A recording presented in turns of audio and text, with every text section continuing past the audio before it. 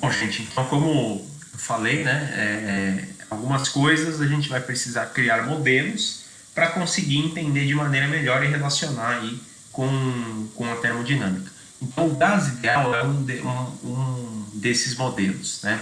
Na verdade, a gente vai considerar que todo gás que ele vai sofrer pouca variação de volume, pressão e temperatura, ele vai ser chamado de um gás ideal, tá? Então, vocês já devem ter ouvido falar de um gás na condição CNTP, condições normais de pressão e temperatura, né? Temperatura e pressão. Então, o gás ideal, ele é uma modelização de um gás que teria um comportamento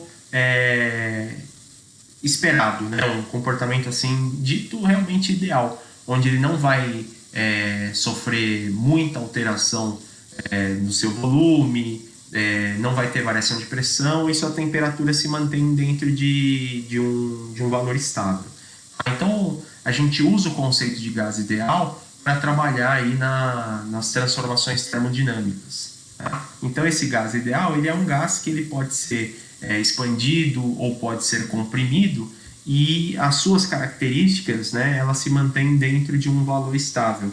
Né? Consequentemente, isso vai ajudar a gente a entender como se dão ali nesses sistemas macroscópicos que a gente falou, todos os processos de transferência de calor, realização de trabalho, que a gente vai falar daqui a pouco. Tá? Então, o gás ideal, ele é um gás que, por exemplo, eu tenho um recipiente. Então, esse gás, se ele se expande, as colisões dele aqui dentro desse recipiente, elas são colisões totalmente elásticas. Tá? Então, ele vai ficar rebatendo e nunca vai perder energia.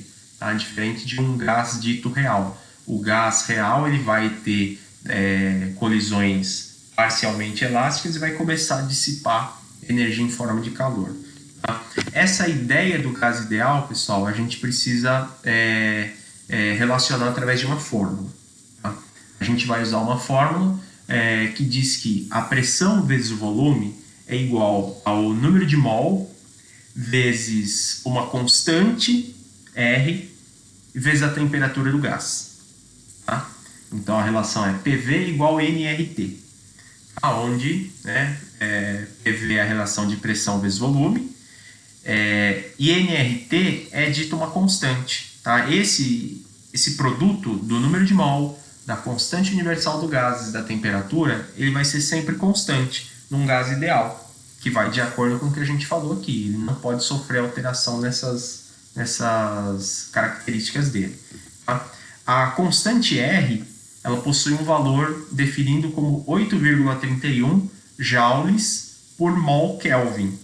Tá? Então, esse valor R aqui, ele sempre deve ser passado nos exercícios. Tá? Vale isso daqui, 8,31 joule por mol Kelvin. Tá bom? E aí, pessoal, dessa relação do gás ideal, a gente pode tirar outras 3 relações importantes dos gases. Tá?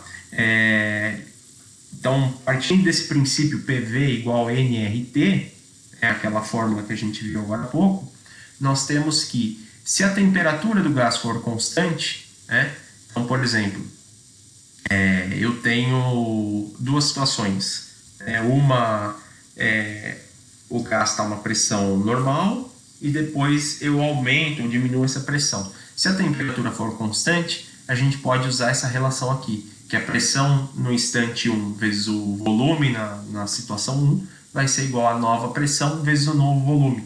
Tá? Ele vai variar somente nessas 2 grandezas aqui, na pressão e no volume.